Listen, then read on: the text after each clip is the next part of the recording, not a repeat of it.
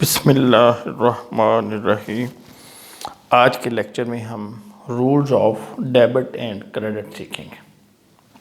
पिछले लेक्चर में मैंने आपको अकाउंट के बारे में बताया था कि एक ही चीज़ से मुतल्लिका लेन देन या इनफ्लो आउटफ्लो को एक जगह पे रिकॉर्ड करने का नाम उस चीज़ का अकाउंट कहलाता है। जैसे इसकी मैंने एग्जांपल आपको दी थी कि बैंक में आपका जो अकाउंट होता है, मोस्टली आजकल हर बंदे का अकाउंट खुला हुआ है। तो उसमें क्या होता है कि सपोज मिस्टर ए है, तो ए से मुतल्लिका क्या होगा, वो पैसे जमा कराएगा या निकलवाएगा। ठीक है, तो उसको एक ही जगह पर लिख दिया जाता है। यानी अगर आपने कभी बैंक स्टेटमेंट देखी हो निकलवा के, तो क्या होता है कि उसमें रिसीट लिखी होती हैं, ठीक है, विदड्रॉल लिखा होता है, डिपॉजिट्स, विदड्रॉल। तो वो जो उसने पैसे निकलवाए और जो जमा कराए सब एक जगह लिखा रहता है। उसको कहते हैं उस बंदे का अकाउंट, एज अकाउंट। तो अकाउंट जो है यानी एक ही आइटम से मुतल्लिका जो उससे रिलेटेड चीज़ें हैं उसको एक जगह लिखने का नाम उस चीज़ का अकाउंट कहलाता है। तो हमने ये जो किसी चीज़ को अगर डेबिट करना है या क्रेडिट करना है, तो उस चीज़ को डेबिट या क्रेडिट नहीं करेंगे, बल्कि उसके अकाउंट को, यानी जहाँ पे वो चीज़ लिखी जाएगी उस अकाउंट को हम डेबिट या क्रेडिट करेंगे। इसी तरह एक पॉइंट और है कि डेबिट जो है वो पहले लिखा जाता है। डेबिट जो भी चीज़ आइटम जिसका अकाउंट डेबिट होगा वो पहले लिखा जाएगा थोड़ा सा, और जो क्रेडिट होगी उसको थोड़ा सा आगे करके लिखेंगे। इससे आप समझ जाएंगे कि जो पहले वाला है वो डेबिट है और जो बाद वाला है वो क्रेडिट है। यानी डेबिट वाली जो ट्रांजैक्शन होगी या जो चीज़ जो अकाउंट डेबिट हो रहा होगा वो थोड़ा सा पहले लिखेंगे, और जो क्रेडिट होगा उसको थोड़ा सा आगे करके लिखेंगे। ये निशानी है। अगर दो चीज़ें डेबिट हो रही होंगी तो इस तरह बराबर में लिखी जाएंगी, और जो क्रेडिट होगी वो आगे लिखी जाएगी। एक चीज़ डेबिट हो रही है, दो क्रेडिट हो रही हैं, तो वो ऐसे जो क्रेडिट हो रही हैं वो दोनों आगे लिखेंगे। तो अभी आपको समझ आ जाएगी कि अभी आपको सिर्फ एक इंट्रोडक्शन दे रहे हैं, जब ट्रांजैक्शन करेंगे तो ये और क्लियर हो जाएगा। तो स्टार्ट करते हैं। हमने पिछले लेक्चर में पढ़ा था कि तीन तरह के अकाउंट होते हैं।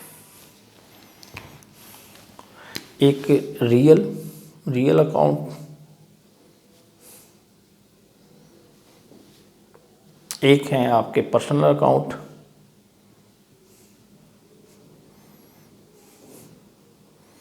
और एक आपके हैं नॉमिनल अकाउंट। नॉमिनल अकाउंट तो सबसे पहला जो रूल है, फर्स्ट रूल, वो कहता है कि what comes in the business, what comes in the business will be debited,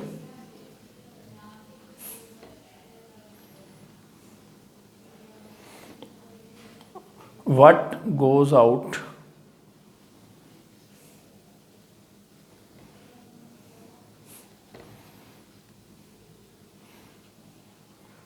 will be credited।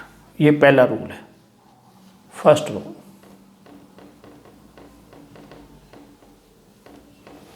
will be credited।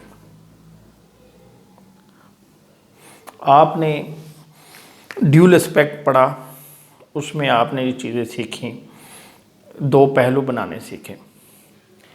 अब हम इसकी इम्प्लीकेशन करते हैं। हमने बिज़नेस में पैसा लगाया, पहली ट्रांजैक्शन है ये। पहले भी जब हमने अकाउंटिंग क्वेश्चन पढ़ी थी तो उसमें लिखा था स्टार्टेड बिजनेस विद कैश। ठीक है, या हमने कोई परचेज़ की, परचेज्ड मशीनरी फॉर कैश। ठीक है। तो अब हम देखते हैं कि क्या डेबिट होगा और क्या क्रेडिट होगा।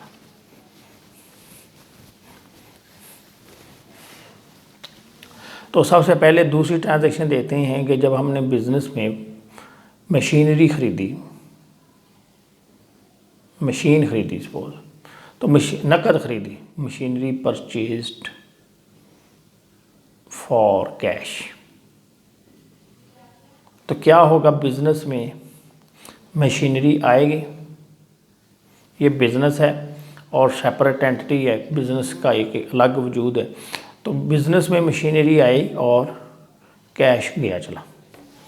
अब क्या पहला रूल क्या कहता है, यानी ये रियल अकाउंट से मुतल्लिक़ है। रियल अकाउंट मैंने आपको बताया था कि वो अकाउंट जिनको आप फिज़िकली देख सकते हैं, छू सकते हैं, वो हमारे रियल अकाउंट होंगे। कैश भी रियल अकाउंट है, ये आपके हाथों में आता है। इसी तरह प्लांट है, मशीनरी है, ये सब रियल अकाउंट है, हकीकी, यानी जिनका वजूद है, जिसको आप टच भी कर सकते हैं, देख भी सकते हैं। अब क्या हुआ कि जो मशीनरी खरीदी, मशीनरी बिजनेस में आई, तो हम क्या करेंगे, मशीनरी अकाउंट डेबिट कर देंगे। मशीनरी अपनी जगह पे लग जाएगी, उसका खाता खुल जाएगा, तो उसके खाते को हम क्या करेंगे, डेबिट कर देंगे। और डेबिट जो होता है उसको हम ऐसे DR से लिखते हैं, और क्रेडिट जो होता है उसको हम CR से। मशीनरी आ गई, यानी what comes in the business will be debited. हमने मशीनरी आई, मशीनरी को डेबिट कर दिया। जो चीज़ गई, what goes out of the business, जो बिजनेस से जाती है कोई चीज़, उसको हम क्रेडिट करेंगे। तो मशीनरी डेबिट हो गई, और ये जो कैश जा रहा है, अब देखें हम थोड़ा सा आगे करके लिखेंगे, तो इसका भी खाता जो है वो हम क्रेडिट करेंगे। ये पहला रूल अप्लाई हो गया। What comes in the business will be debited, what goes out will be credited। आगे दूसरी एग्जांपल, आपने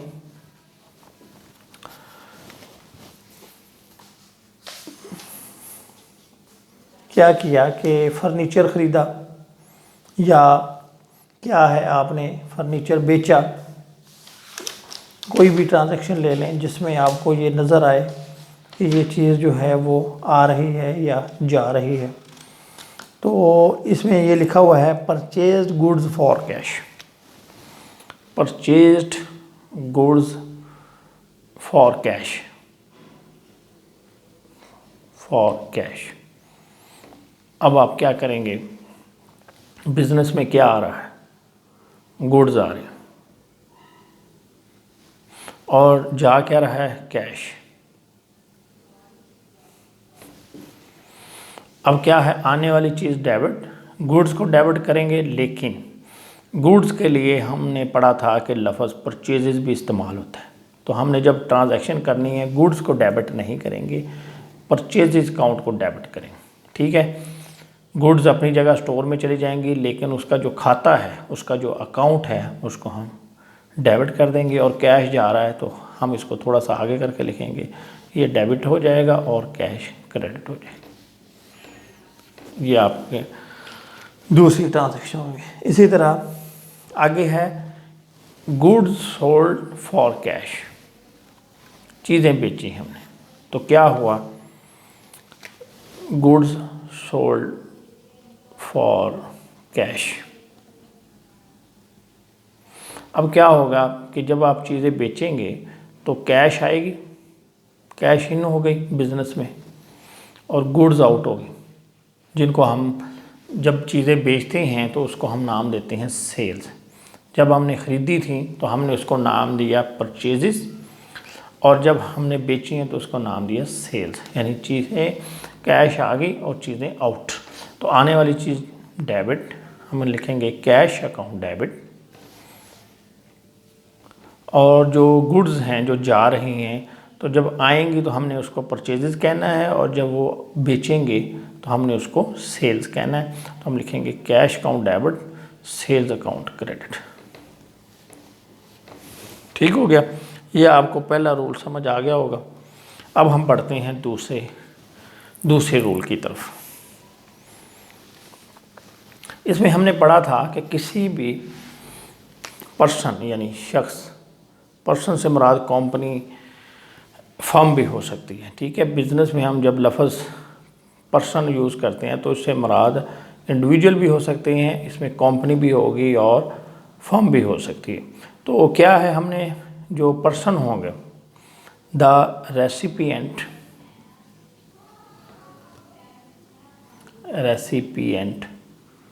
will be debited. Second rule, the recipient will be debited, the payer will be credited. ये दूसरा rule है कि जो वसूल करेगा कोई चीज़ उसको हम डेबिट करेंगे और जो देगा चीज़ें उसको हम क्रेडिट करेंगे। देने वाले यानी ये नेम होगा, कंपनी का नेम होगा, इंडिविजुअल का नेम होगा, तो उसका जो नाम होगा उसको हम डेबिट या क्रेडिट करेंगे। लेने वाले को डेबिट और देने वाले को क्रेडिट। अभी ये देखें, आपने गुड्स खरीदी, आपने एंट्री पास की, गुड्स आई तो परचेजेस अकाउंट डेबिट हो गया, और नकद खरीदी तो कैश अकाउंट क्रेडिट हो गया। यानी ये आई बिजनेस में, इसको डेबिट कर दिया, और ये गई थी तो इसको हमने क्रेडिट कर दिया। ये डेबिट है और ये क्रेडिट। अब आप सोचें, ये तो हमने नकद चीज़ें खरीदी, ठीक है। अब क्या होगा कि अगर मैं यहाँ पे नाम लिख दूँ, उधार खरीदूँ, तो क्या होगा, उधार खरीदने की सूरत में बंदे का नाम आ जाता है। यानी ये तो एक आम सी बात है कि आप जब किसी से चीज़ें उधार खरीदते हैं या बेचते हैं तो अपने रिकॉर्ड के लिए लिख लेते हैं कि मैंने इसके इतने पैसे देने हैं और इससे इतने पैसे लेने। तो जब आपने चीज़ें उधार खरीदी, पैसे तो नहीं दिए, कैश तो नहीं दिया, तो जिससे ख़रीदी है उसका नाम लिख लेंगे। सपोज मिस्टर ए है, लिखेंगे मिस्टर एज अकाउंट क्रेडिट, ठीक है। अब देखें, ए का नाम क्या, ए जो है वो हमें दे रहा है। ए ने क्या किया कि गुड्स हमें दे दी, तो हमने क्या था, पेयर यानी जो देने वाला है, जो चीज़ें दे रहा है, कैश दे रहा है, चीज़ें दे रहा है, उसका नाम क्रेडिट कर देंगे, देने वाले का नाम क्रेडिट। और अब क्या होगा नेक्स्ट, हम जब कुछ अरसे के बाद क्या करेंगे, इसको पैसे देंगे। हमने सपोज ये क्रेडिट हो गया, यानी ये इस यहाँ पे ये पेयर है, दे रहा है, तो देने वाले का नाम क्रेडिट। इसने हमें गुड्स दी, 5,000 रुपये की चीज़ें इसने हमें बेची, हमने ख़रीदी उधार इस बंदे से, ए से। अब हम ए को जब पैसे देंगे तो ए क्या बन जाएगा, रेसिपिएंट। यहाँ पे वो क्या है, पेयर बन गया है, यानी वो हमें गुड्स दे रहा है। हमने क्या किया, उसका नाम लिख लिया। नकद खरीदते तो यहाँ पे कैश आ जाता, लेकिन क्या हुआ कि हमने उधार खरीदी हैं तो ए ने, हमने क्या किया, ए का नाम लिख लिया। इस एंगल से भी कि ये हमें दे रहा है, गुड्स दे रहा है, हमने कहा पेयर विल बी क्रेडिटेड। अब क्या होगा, जब हम इसको जो टाइम हमने इससे लिया होगा कि इतने अरसे बाद हम आपको पैसे देंगे, तो जब वो टाइम आएगा तो हम क्या करेंगे, इस ए को पैसे देंगे, तो ए क्या बन जाएगा, यहाँ पर क्या है, पेयर गुड्स दे रहा है, और यहाँ पे क्या, ये बन जाएगा रेसिपिएंट। तो रेसिपिएंट विल बी डेबिटेड। हम ए को 5,000 रुपये देंगे तो हम ए का खाता डेबिट कर देंगे, और कैश क्रेडिट, कैश दे रहे हैं, कैश जा रहा है, जाने वाली चीज़ क्रेडिट, ठीक है। अब देखें नकद वाली ट्रांजैक्शन में और इसमें क्या फ़र्क है। नकद में क्या था, इसको हम डेबिट करते हैं, चीज़ें खरीदी, डेबिट आई बिज़नेस में, कैश चला जाता था तो हमने क्रेडिट कर दिया। लेकिन जब उधार खरीदते हैं तो उधार ख़रीदने की सूरत में जहाँ पे कैश लिखना होता है वहाँ पे उस बंदे का नाम लिख देते हैं, और जब हम उसको पैसे देते हैं तो इस खाते को ख़त्म करने के लिए हम क्या करते हैं, इसको डेबिट करते हैं। याद रखें, अकाउंटिंग में हमने किसी चीज़ को जब भी नील करना होगा तो क्या करेंगे, उसके खाते के ज़रिए ही उसको नील करेंगे।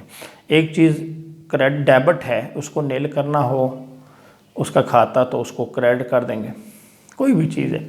इसे अगर क्रेडिट है तो उसको बाद में डेबिट कर देंगे तो वो नील हो जाएगा, काटते नहीं हैं, नो कटिंग। तो जब हम पैसे दे देंगे तो उसका अकाउंट जो है वो हम डेबिट कर देंगे और पीछे वही एंट्री बच जाती है जो नकद के वक्त होती है। यानी यहाँ पे देखें ये एक दफ़ा क्रेडिट हुआ और जब हमने इसको डेबिट किया तो ये खाता नील हो गया और पीछे वही एंट्री बच जाती है जो नकद के टाइम होती है, परचेजेस डेबिट और कैश क्रेडिट। एक और एग्जांपल समझाता हूँ। अब हम आते हैं बेचने की तरफ। हमने चीज़ें उधार बेची तो क्या हुआ, हमारे पास कैश आया, कैश अकाउंट डेबिट हो गया, अकाउंट लाजमी लिखना है। और चीज़ें जब बेचते हैं तो मैंने बताया है कि आप सेल्स का लफ्ज़ यूज़ करेंगे, क्योंकि अगर आप गुड्स लिखेंगे तो फिर वो पता नहीं चलेगा कि जो डेबिट हो रही हैं वो किस वजह से हो रही हैं, क्रेडिट किस वजह से हो रही हैं, रिटर्न भी हो सकती है। तो निशानी रखते हैं, ख़रीदते वक्त परचेजेस का लफ्ज़, बेचते वक्त सेल्स का लफ्ज़। अब ये सपोज 6000 की है। अब हम क्या करेंगे, अज्यूम करते हैं कि ये हमने उधार बेची, नकद में तो कैश आया, आने वाली चीज़ डेबिट, चीज़ें गई, जाने वाली चीज़ क्रेडिट। अब क्या हुआ, चीज़ें तो चली गई, उसको तो हमने क्रेडिट कर दिया। तो अब डेबिट क्या करें, तो कॉमन सेंस है कि आपको अगर नहीं भी काउंटिंग आती तो क्या करते हैं आप, जिसको चीज़ें उधार बेचते हैं अपने खाते में उसका नाम लिख लेते हैं। तो इधर भी हम क्या करेंगे, जिसको चीज़ें बेची हैं उसका नाम लिख लेंगे। अब इस केस में क्या है, जब हमने चीज़ें उसको दी, बी को दी ना चीज़ें, तो बी यहाँ पे क्या बन गया, रेसिपिएंट, यानी वसूल कर रहे हैं। तो हमने पढ़ा था वसूल करने वाला जो है वो डेबिट होगा और देने वाला जो है वो क्रेडिट होगा। तो यहाँ पे ये बी जो है ये चीज़ें वसूल कर रहा है, यहाँ पे रेसिपिएंट है। तो हमने क्या किया, वसूल करने, यानी लेने वाला डेबिट, देने वाला क्रेडिट। तो यहाँ ये ले रहा है बी, क्या ले रहा है, चीज़ें ले रहा है, तो हमने इसका नाम इधर डेबिट कर दिया। इसके बाद क्या हुआ कि इसने हमें बाद में पैसे दे दिए, जो टाइम था हमने महीने का टाइम दिया। तो क्या होगा, जब ये पैसे देगा तो हमारे पास कैश आ जाएगा, हम लिखेंगे कैश अकाउंट डेबिट। कितने देगा, 6000। ठीक है। अब क्या होगा, क्रेडिट किसको करेंगे, अगर डेबिट क्रेडिट को छोड़ें, देखें कि आपने इसके खाते में 6000 रुपये लिखा है, तो जब ये पैसे दे रहा है तो इसका खाता नील होना चाहिए। तो जो इसको डेबिट किया उसको क्रेडिट कर दो तो खाता नील हो जाएगा। लेकिन अगर हम डेबिट के जो रूल हैं, डेबिट क्रेडिट के रूल, उसके एंगल से देखें तो बी क्या है, पेयर है।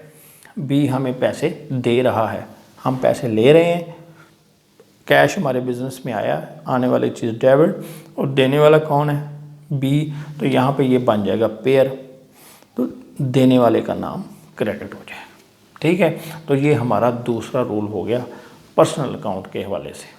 रियल में तो ये है कि चीज़ें आपको नज़र आती हैं, आने वाली चीज़ डेबिट, जाने वाली क्रेडिट। पर्सनल में जो है कि जो लेने वाला होगा उसको हम डेबिट करेंगे और देने वाले को क्रेडिट करेंगे। और आखिरी रूल है, 3 ही रूल हैं, इन 3 जो रूल्स हैं इनकी मदद पे से ही हर किस्म की ट्रांजैक्शन कर लेंगे इंशाल्लाह। नॉमिनल, इसमें हमने पढ़ा था कि जो एक्सपेंसेस होंगे वो डेबिट होंगे और जो इनकम होगी वो क्रेडिट होगी। ठीक है। अब देखें, एक्सपेंसेस हैं, आपने मकान का किराया अदा किया, रेंट एक्सपेंस, ये क्या हो जाएगा, रेंट एक्सपेंस अकाउंट डेबिट हो जाएगा। ये सपोज 2000 रुपये आपने रेंट पे या 20,000 रुपये रेंट आपने पे किया, तो खर्चा रेंट जो है एक्सपेंस है। अगर ये इनकम होती, आपका दुकान है या आपका मकान है या दुकान है तो उसका आपको किराया मिल रहा है, तो फिर इसका नाम रख देते हैं रेंटल इनकम अकाउंट। तो अगर एक्सपेंस है तो इसको डेबिट कर दो, इनकम है तो इसको क्रेडिट कर दो। अब आपने अगर ख़र्चा है तो ज़ाहिर है आप कैश देंगे, ठीक है, तो क्या होगा, आप कैश अकाउंट को अगर नकद दे रहे हैं आप क्रेडिट कर देंगे। ठीक है, इस तरह इनकम है, इनकम क्रेडिट हो गई तो आपको कैश आएगा तो आप कैश अकाउंट को डेबिट कर दें, ये डेबिट हो गया। ठीक है, यानी नॉमिनल अकाउंट में जितने भी एक्सपेंसेस होंगे वो डेबिट हो जाएंगे और इनकम की सूरत में वो सारे क्रेडिट हो जाएंगे। और उसके पैरेलल अगर वो कैश में है तो हम क्या करेंगे, कैश को डेबिट कर देंगे, आने वाली चीज़ डेबिट, और अगर आप एक्सपेंस है पे कर रहे हैं तो जाने वाली चीज़ को आप क्या करेंगे, क्रेडिट कर देंगे। अब अगर आपने जो है किराया जो है नहीं दिया तो फिर क्या करते हैं, यानी साल जब गुज़र जाता है, ईयर एंड क्लोज़ हो जाता है, तो वो एंट्री थोड़े से एडवांस लेवल की है। तो उसमें भी क्या होता है, यानी वैसे समझने के लिए कि अगर आप नकद नहीं देते, कोई चीज़ ख़रीद लेते हैं लेकिन उसके पैसे नहीं देते तो क्या करेंगे, ये मैं आपको समझा देता हूँ इधर एक और ट्रांजैक्शन की मदद से, कि सपोज़ आपने स्टेशनरी ख़रीदी,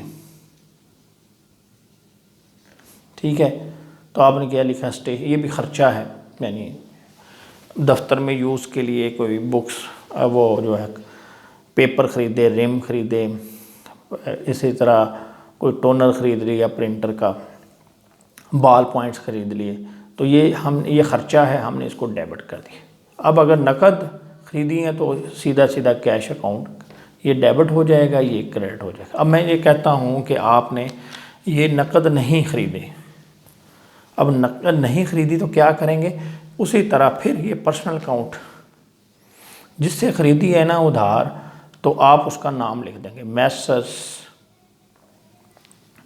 बुक डिपो, यानी जिससे भी ख़रीदेंगे ये स्टेशनरी उधार, उसका नाम लिख देंगे। अब इसमें क्या रूल है कि देने वाला, अब इस बंदे ने हमें क्या किया, स्टेशनरी प्रोवाइड की है, ये हमें दे रहा है, तो इसका यहाँ पे स्टेटस क्या है, पेयर, लेने वाला डेबिट और देने वाला क्रेडिट। तो यहाँ भी ये पेयर है, इस सेंस में ये इस रूल की रोशनी में, यानी ये तो इस रूल की रोशनी में आ गया कि जितने भी खर्चे होंगे वो डेबिट होंगे और जितनी भी इनकम होगी वो क्रेडिट होगी। अगर नकद ख़रीदते तो आप यहाँ पे कैश लिख देते, आने वाली चीज़ डेबिट, जाने वाली क्रेडिट, लेकिन यहाँ पे नकद नहीं आपने ख़रीदा बल्कि उधार ख़रीदी हैं, तो उसी तरह आप उधार देने वाले का, यानी ये पेयर है, ये दे रहा है तो आप उसका नाम लिख लेंगे तो ये क्रेडिट हो जाएगा। ठीक हो गया। इसी तरह अगर इनकम है तो उसमें भी आपको पैसे नहीं मिले, आप इनकम को क्रेडिट कर लेंगे और जिससे पैसे लेने होंगे उसका नाम जो है वो आप डेबिट कर लेंगे। उम्मीद है ये तीनों रूल्स यानी आपको समझ आ गए होंगे। नेक्स्ट लेक्चर में हम इंशाल्लाह जो सवाल है, ये जो चैप्टर है, ये पेज 57 है यहाँ पे, जिसमें analysis of business transaction and double entry system, इस सवाल से हम स्टार्ट लेंगे। Thank you very much.